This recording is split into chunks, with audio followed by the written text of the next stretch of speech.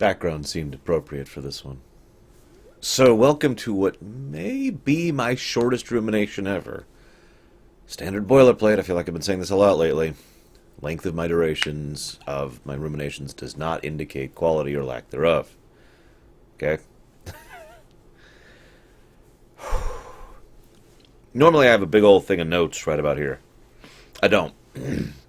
I have a couple of bullet points, which I'm going to glance at. In fact, I have 5 bullet points. That's it. Those are the only notes I have for this game. So let's talk about the game. First of all, while I do...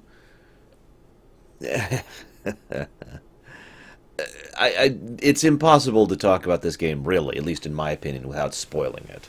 Normally I would be like, alright, let's talk about stuff and then let's spoil, but I'm just going to go ahead and tell you right now, I'm going to spoil the hell out of The Witness in this rumination. If you do not wish the game spoiled for you, go not watch this, okay? Big old warning. I want to make sure that we're 100% clear on that, okay? Longtime viewers of my show know that I'm not exactly a fan of Jonathan Blow, and that's still true. But I do have to give the man a fairly large amount of credit in one thing that I personally have always admired in people, in creative works in general. He clearly cares.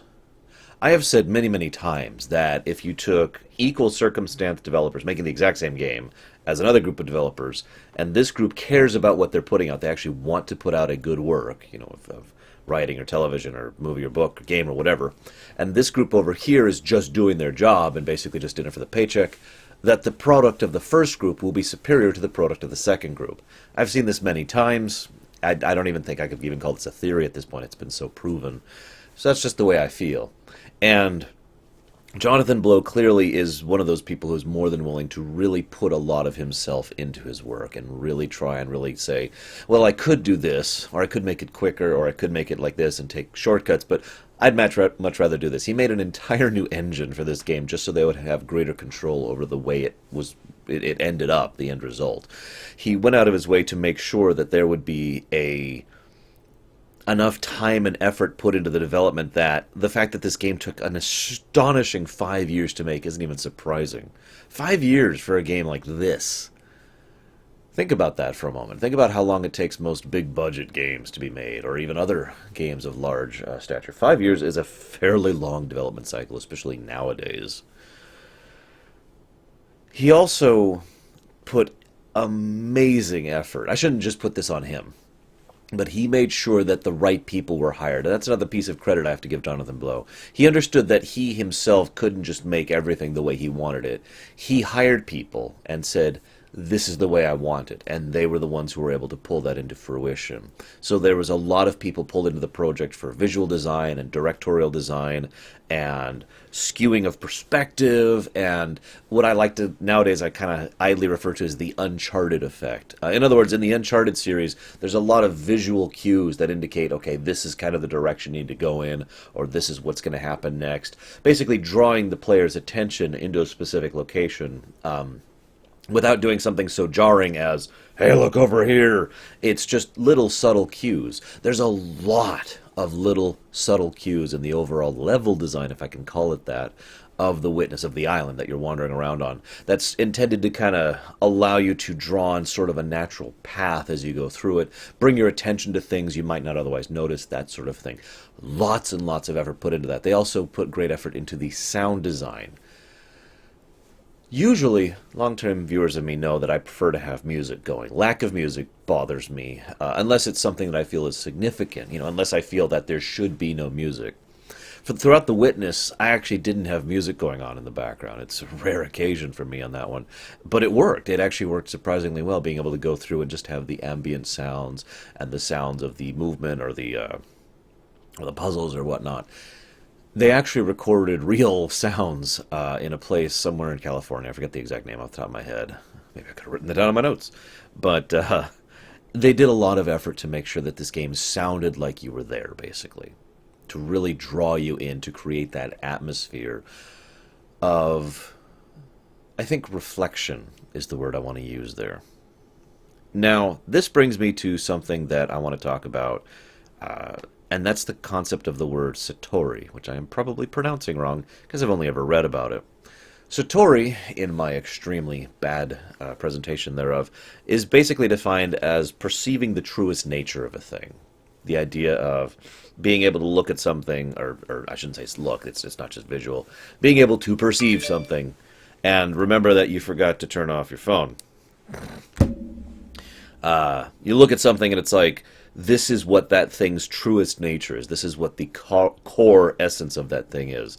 And there's a lot of introspection that is throughout this game. Now, I find that ironic because if you think about it, that very concept by its nature defies discussion, really. You can't say, you can't have a debate on something's true nature because all you can do is debate what you think is its true nature. Satori, by its definition, if I'm understanding correctly, isn't something to be debated. It is something that is. It is something that is to be. Very, very Vorlon mentality there, actually. The idea of this is, or that is, or he is, or she is, or whatever. And I like that. But it does make it difficult to talk about. Because invariably, I feel like I'm ruminating on a beginner's guide all over again. Because once again, I feel like I've been given a blank piece of paper. And yet the funny thing is, while I have absolutely zero doubt that the intent of this game and the Satori inspiration was to make it so that you, the individual player, go through it and come up with your own impressions. Again, the blank sheet of paper. You scribble whatever you want on it. That's up to you. I find it interesting because there is more to this than that. There's actually more substance to this one than there was in, for example, The Beginner's Guide. But I'll get to that in a second. I'd like to talk about the puzzles first. One of the most common critiques I've heard of this game is that there's one puzzle. I didn't think that was true even before I played the game. But when I actually played the game, I realized that it was even more untrue than I thought it was. Originally, I was going to liken it unto Sudoku. The idea that, there's one puzzle in Sudoku, right? It's just you're solving it in different ways. But as I actually played through it, I realized that's not the truth at all. It's more like you have one mechanic. This is actually a much easier thing to understand because most puzzle games have this framework. A puzzle game, by its very definition, gives you the rules. Here's how the rules work. I'll give you a very basic example of this. Portal. How do the rules work in Portal? You can run around. You can jump, you can pick up things, and you can shoot the two portals. That's it. Those are the rules. That is what is within the defines of your gameplay. And you then use those in combination with each other to solve the puzzles and to figure out your way through a section. Now there's a couple of other shadings of the rules. This can have portal energy on it. This cannot. Momentum, other things like this. But at the end of the day, those are the mechanics. In this game, the mechanic is the little line thing, which you do, and sometimes we'll make another one, and sometimes we'll go in the wrong direction. But the point is, that's the mechanic. Now, of course, you can walk around, too, but that's what it really boils down to, is this thing. This is not a puzzle. It's not one puzzle. It's not even multiple puzzles. It is one idea that is expressed differently over and over. There's several of them that have visual clues you're supposed to just look at, like, okay, there's a couple orange dots here, there's a couple white dots here, and there's the end point. What is the intended solution? What am I supposed to do in order to fix this? And oftentimes there's clues visually around you that are indicating, okay, well, this is exactly what I should be interested in. This is what my attention should be drawn to. Therefore, this is what I should put the line around or across or through. Now, a lot of those puzzles were actually quite challenging because the nature of the puzzles is more figuring out what the puzzle wants from you than actually solving it. Once you figure out what a puzzle wants from you, solving it is just done. You're done. You have successfully figured it out. It's like, what are the rules of victory? That's the puzzle, and so many of these. What are the rules of success? What is the end objective? Circle all the white dots here, and then do a line through the orange dots, just to name a random example. That's the rule. That's the objective. But you don't know that walking up to it. You just walk up to it and you see some dots and you see the starting point and you have to figure out the rest based on clues and inference. I think that's brilliant, actually. I'm not a big puzzle guy. I really am not. There's very few, very few puzzle games that I really enjoy. The fact that I just mentioned Portal probably indicates that, because, I mean, half of Portal's fun wasn't just the puzzles, it was, GLaDOS and all that. But I do think the mechanic design of the puzzles in Witness is very good. And if nothing else, is worth a playthrough if you happen to just want to, ex- tease yourself, tease your brain on the idea of, well, let's see if I can figure this out. Now, let me check my notes. I've already gone through almost all of my notes. I literally only have one other note left. Wow. I told you guys, I don't have much to talk about. But I don't mean that as a negative thing. I actually enjoyed playing through this a lot more than I thought I would.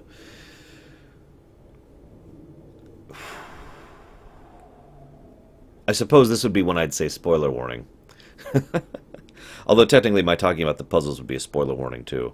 Because the puzzles themselves kind of build on themselves. Initially it's like, here's the end point. Oh, okay, just reach the end point. But that's not how that works. And you kind of develop over time as you go through it. But no, what I really want to talk about...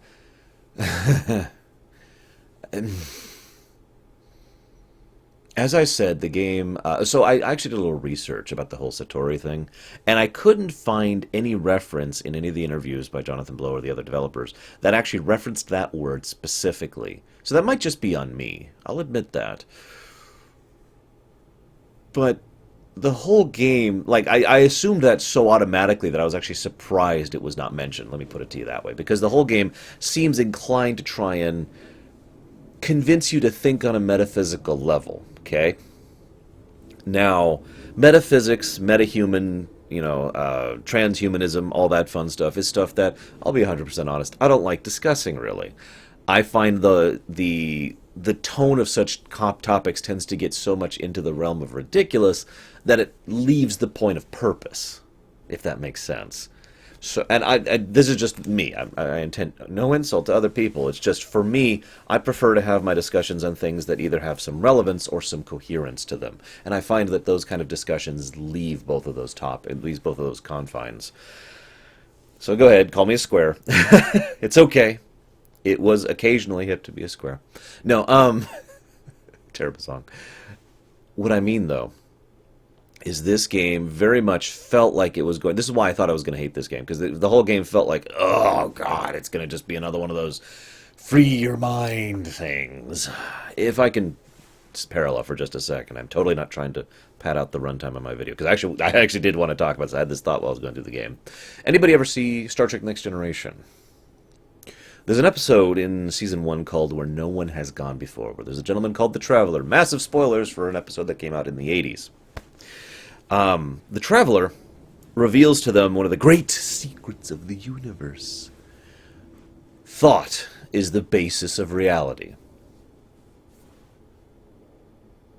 Now, I'll talk a lot more about that when I get to my TNG ruminations. Really looking forward to those. But, in my opinion, that's drivel at best.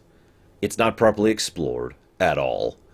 And it has no basis in anything at all. And the whole time I was going through that, I'm just like, oh, really? And there's some behind-the-scenes reasons why I also think it was ridiculous. But again, I don't want to get too much into the TNG thing. The reason I bring this up is that that's the first thing that came to my mind when I was going through this whole thought experiment game. And I was just sitting here, like... Like, I wasn't literally doing this with my hand, because I had my hands on the keyboard and mouse. But you get the idea. I'm like, oh, God, really? Now, the thing that salvaged this for me, because you notice I've been relatively positive in my tone, is the secret ending. Not the basic ending, the secret ending. So, for those of you not aware, the secret ending has you waking up from the simulation. Drop the spoiler. I'm not going to do any editing trick. I've warned you at the beginning that I was spoiling all of this. You wake up from the simulation. They've actually got a GoPro on some guy's head, and they recorded him, taking a bag off of his head and unplugging himself and slowly getting up from his bed in his house. Real time, like you're seeing me right here. Not CGI, not animated, an actual person. They actually got a human being with a GoPro on his head to record this guy waking up from the simulation.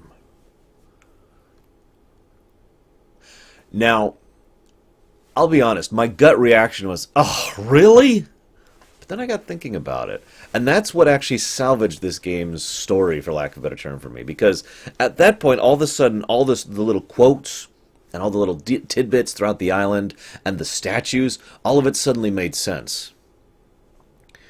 This is either a test or a game that people have been playing and getting so lost in that they don't want to leave. The idea being that they literally, like it's hinted a couple of times that the other people who went into either this game or this test simulation or whatever, never had the capacity to leave, or perhaps never had the desire to leave, or maybe that it quite literally broke their brain. The whole thing being this sort of exercise in metaphysics, in universe, not out. Even though it probably, again, I have no doubt that Jonathan Blow and the readers did want this to be a metaphysics discussion thing out of universe, too, for the people playing it. But adding that layer of the fact that people in universe were trying to do it helps add some coherence to the narrative. It helps show, okay, this is something that can go too far. We see the consequences of it going too far. Rather than just spiraling off into ridiculous land, it shows what happens when it spirals off into ridiculous land. Rather than show, oh, yes, like they could have done something incredibly pretentious and had the person who wake up, like, ascend to a new layer of reality or whatever. But that's not what happened. He gets up. It's actually very well done. Props to the directing and design. I wonder how many takes it took them to do that. Because it's basically one uninterrupted take. And there's a lot of specific movements and things that need to happen, and the set was very carefully designed. And so he gets up, pulls off his things, and he starts walking, and it's like, okay, this is normal. And then he falls. And I'm like, oh, that's brilliant. He doesn't even really know how to use his legs anymore. That makes sense. He's having trouble interacting with the world around him. He sits down at his keyboard, and you just see this moment of, like, if there was dialogue, I swear it would be something along the lines of, how do I use this? I mean, obviously, that's not what he's saying. But again, it's going all the way back to the thing I said towards the beginning, like 5 minutes ago, because it's a super short rumination, about visual storytelling, about audio storytelling. You can hear this gentleman, you can hear his thoughts. You can see his thoughts through his actions, through his hesitance, through as he's looking around at this and this. And he sits down at the keyboard, and what's he do? He goes after the coins. He tries to interact with those. He can't think like a normal person. I love that. And then the whole thing of him, eating and going outside, and he just lays down like, okay. You could just hear the concept of, I don't know how to deal with this. And you can interpret based on that. It's not a complete blank piece of paper, like the other things I was talking about. It's more like something that you have a picture, and now you can interpret what that picture is. Is his mind expanded? Was this experiment or this game or whatever a success? Does he now think thoughts beyond those of more normal, mundane reality? Or was he so overwhelmed by the process and the return to real life? How long has he been in there, after all? Especially for his legs to not really be working quite right. Maybe he's so overwhelmed by the return to reality, he's kind of mentally and emotionally damaged. Not like broken, but just, injured. Maybe he doesn't know what to think about it at all. Maybe his mind is completely gone, reprogrammed by the interface, so that now he can only see things through that through the UI of that one mechanic I mentioned earlier, and how everything should fit this one mechanic. You'll notice, if I may point out, he tries to apply that thought process to real life, and that doesn't work, does it? Let me explain what I mean by that. In the game, there's basically the one mechanic. I already said this, right? That's the rules of the puzzle. You can move around, and you move the things, right? But in real life, that's not how that works. We don't have one mechanic in real life. We have trillions of mechanics in real life. All the little different things we do. And if you stop to think about it, it's kind of mind-boggling, actually. How many different ways we interact with the world around us. And inside us, actually, while I'm on the subject. And so you can see him trying to apply singular mindset to all the things he interacts with, and it doesn't work. And you can just see the frustration there. I am interpreting frustration there in the way he interacts with the environment around him. Hence him just laying down and being, this is my interpretation, by the way, if it's not obvious. Hence him just laying down being like, I don't know how to deal with this.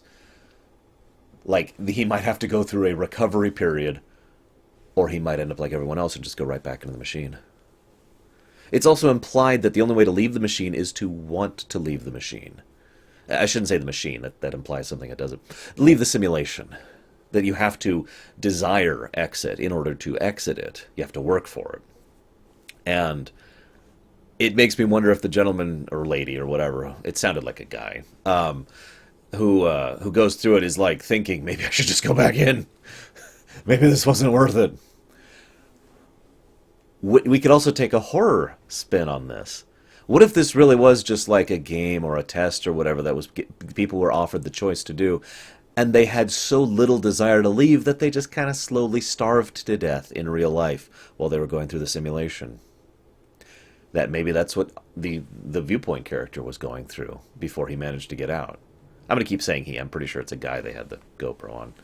I don't think it matters. I'm just saying he because it's easier to say he than it. Or them. There's other ways you can interpret this too. Maybe what you're seeing is the fact that he has no brain anymore. I mentioned earlier the idea of him being injured. What if his brain has been so mushed by this idea that he's basically at baby stage, if you understand what I mean. In other words, for those of you not aware, a baby doesn't stumble and have trouble with things because it's stupid. A baby does so because they haven't developed that control yet. The human mind evolves is the wrong word, adapts and changes itself over time to allow for precise movements of things like my fingers here. I've seen my little niece try to grab something when she was 1 year old, and it was very difficult for her to figure out how to do the movement because she was still learning it. So what if this kind of mushed his brain to the point where he's lost the years of experience that a human being has and has reverted to child state? Or, here's another fun one for you. What if his mind was expanded, he's just trapped in his body? So his thoughts are now basically a tier up from normal human mortal thought process. But he's still trapped in a fleshy shell. And so now he's having trouble functioning in that fleshy shell. Because his thoughts are up there, except he can't reach them, if that makes any sense. There's a lot of ways to interpret that, and it really did help salvage it for me, which I find actually rather surprising. But that is all I have to say. I'd love to hear your guys' theories on how the secret ending worked and how it functioned and what the nature is. Is it a game? Is it a test? Is it just a simulation? Is it an alien invasion thing? There's so many ways you could take this. I'd love to hear your guys' thoughts. But for now, I'll see you guys next time.